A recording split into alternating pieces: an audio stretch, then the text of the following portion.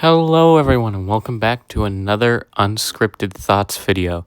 Today we'll be taking a look at the modern UCS sets. Now, what exactly counts as a modern UCS set? Basically, we'll be taking a look at every UCS set that has adorned the black box style, being what most of the adult-oriented sets in LEGO nowadays typically used for their box art. This means we won't be taking a look at the 2019 and before UCS sets, as those do have some art on them and therefore don't count with the black box style. But without further ado, let's take a look and see if modern UCS sets have actually been getting better or worse since they started doing the black box art. Our first set is the UCS A-wing. Now, personally, I kind of like the look of it. It definitely has a little functionality in terms of like the cannons on the side, and the shaping of it does look pretty slick. Beyond that, I really don't know what to think about this set. I really was never a huge fan of the A-wing to begin with, but this definitely looks like they put a lot of good effort into it. And it definitely seems like something that would fit nice next to other starships of its variety, or starfighters. Overall, they definitely did a good job with their first black box UCS set, and I think because it came out in 2020, it definitely was a good time to release it, as most people were home for obvious reasons. So overall, not a bad UCS set, but definitely not one of the peak UCS sets, but definitely a good one overall. The next UCS set on our list is the 2021 UCS Republic gunship. This one is probably one of the most controversial ones, aside from another one we'll tackle on later.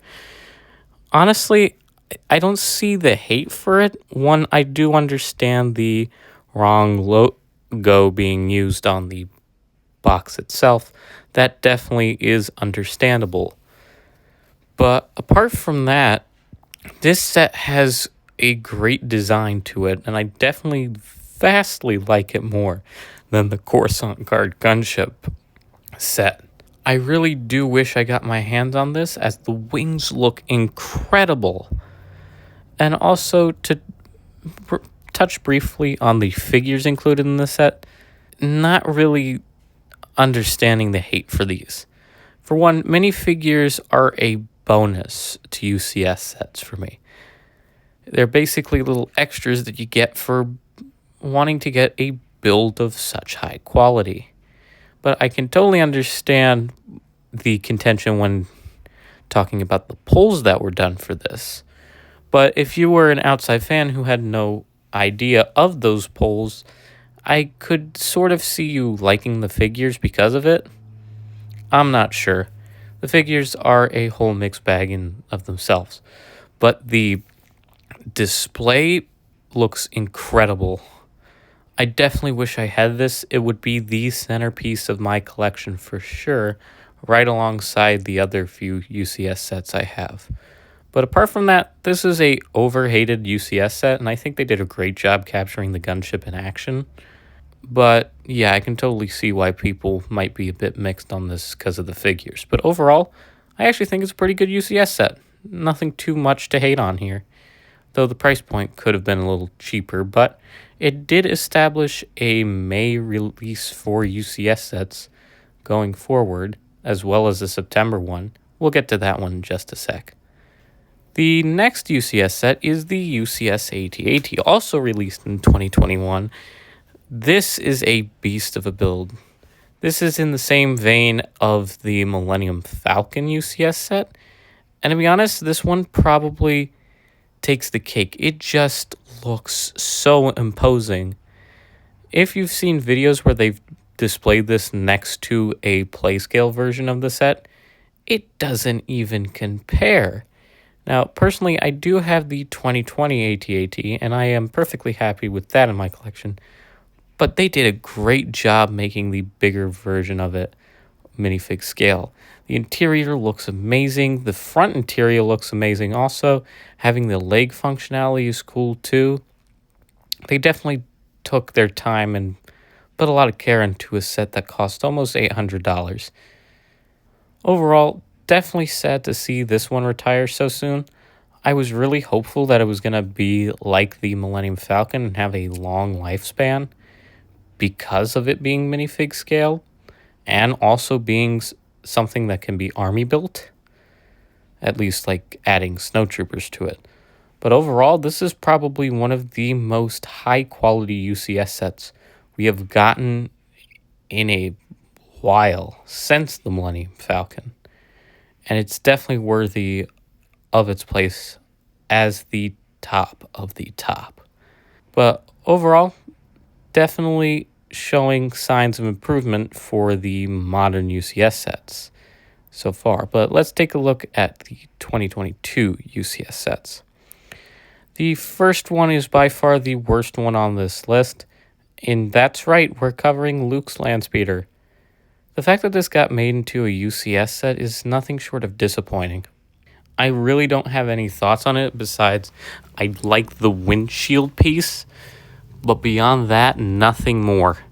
This is really the most irredeemable UCS set that you could have gotten, and I thank God that it is retired now and that better sets have replaced it. So let's just move on from this terrible piece of garbage. Next, we have by far one of the most underrated minifig scale UCS sets, which is one I personally own, and that's the UCS Razor Crest. This is an absolutely clean looking UCS model, probably the cleanest if I have to say. It's got a lot of space in the interior. It definitely feels more fleshed out than something like the Millennium Falcon, and is more in line with the UCS AT-AT in terms of how much space is inside for figures. And all the little details add up to make a really nice collector's piece for anyone that likes The Mandalorian, and I think it's safe to say that this is probably going to be the only UCS set based off the series. Unless we get one for the new Mandalorian movie that's rumored to come out. But apart from that, I think this is the only Mandalorian UCS set we will ever get. And it's a shame because this really shows high quality within the ship's design. Meaning, I would have loved to see maybe an N1 starfighter UCS set along the same line and have them displayed next to each other. It would have been so nice. I'm not sure. But it's definitely one of the cheaper minifig scale UCS sets, coming in about 600 as opposed to 800 for the same amount of piece count in comparison with the AT-AT's price. But yeah, I have nothing bad to say about it. The display plaque is amazing. The figures are amazing. The cockpit is amazing. It is built to be the best Mandalorian set by far. And I think it gets overlooked by some other sets on this list, which is unfortunate. Moving on to 2023, we have Luke Skywalker's X-Wing, or just a UCS X-Wing. Honestly, I am a bit indifferent on this one, but I definitely like that they included a function for the wings. That definitely looks cool if you want it in a attack position or in just a standard flight position. It definitely works in both ways. There are a little bit of inaccuracies on there, and they did start printing these display plaque pieces, so I will give them that. It definitely seems like an interesting set for sure, and it had been 10 years since we got the last version of it. Overall, not really big fan of it, but I don't necessarily hate it as much as some of the other sets like the landspeeder. But yeah, definitely a solid UCS set. Don't blame me if you got it. And then for 2023, we possibly have gotten one of the best UCS sets of all time, the UCS Venator. This came with a Captain Rex minifigure as well as Admiral Yularen. And honestly, this is on the same level as the UCS Star Destroyer. It fits perfectly next to it. And I definitely could see people displaying their clones right underneath it just to capture how big their army is. Overall, this is the magnum opus of UCS sets. And if they manage to make one better than this, at least for LEGO Star Wars fans overall, I'll definitely be caught off guard. But yeah, this is basically as good as it gets for UCS sets. So I'm glad to see that pop up in the newer era of LEGO Star Wars. Moving to 2024, we probably got one of the best UCS remakes, the TIE Interceptor. I love this set so much. It feels like a perfect way to pay tribute to the 25th anniversary of LEGO Star Wars by giving an old model a fresh update while also including references to said model to really make it feel like it's honoring the past while also paving the way forward. It definitely feels like a more trophy piece as opposed to a UCS set, although it does certainly look clean as all can be. A lot of people complained about the studs on the wings, but I kind of like that effect. It makes them look more textured, which adds to the quality of the set. A lot of people say it shouldn't have been, but honestly, when you look at images of the TIE Interceptor, it does kind of have that scaly look to it in the black part of the wings, so I can honestly see why they went for the studded look here. Honestly, definitely one of the best, cheaper UCS sets for sure. I just think it got overlooked by so many other things. And the final UCS set that has been released as of now is Jabba's sail barge. I'm personally indifferent to it. There's a lot of reasons why I like it and a lot of reasons why I don't. One, the minifigure selection was a bit disappointing. It should have at least came with another desert skiff so that you could get an incentive to buy the other one to have a more accurate scene. It definitely seems like they made a good quality UCS set, but this feels more like a Master Builder series set rather than an actual UCS set. Personally, I don't have much to say about it. It's probably the most meh UCS set on this list.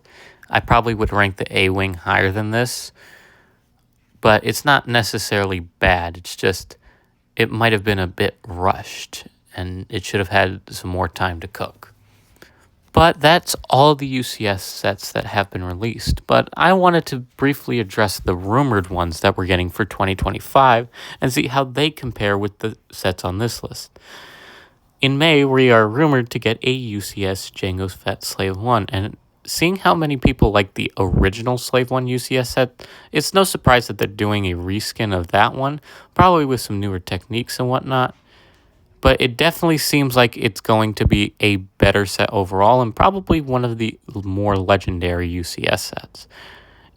I can definitely see the color scheme working in its favor, but I guess we'll just have to wait and see how good of a set it actually is. And, strangely enough, it is more in price line with the Republic gunship than more of the smaller UCS sets like the TIE Interceptor. So it'll be interesting to see how the piece count helps it out there too, given the price point. And then the final rumor for this year is that we are getting a $1,000 UCS Death Star, which I have made a short on, but it definitely is interesting to see them do a UCS set of this scale. If they include a lot of minifigures and a lot of detail in this set, I will totally understand the price point for this. This would be the ultimate collector's piece for any Star Wars fan. Imagine having a minifig scale Death Star, or minifig-ish scale Death Star. It'd probably be more in line with the Millennium Falcon style, where they'd have separate rooms that are minifig scale-ish, but not be super big overall. I'm not sure, but it'll be exciting to see how that one plays out. But overall, it seems like UCS sets in the modern age really show a sense of improvement. It seems like they're taking their time and making these a high quality product as opposed to their play scale sets, it seems.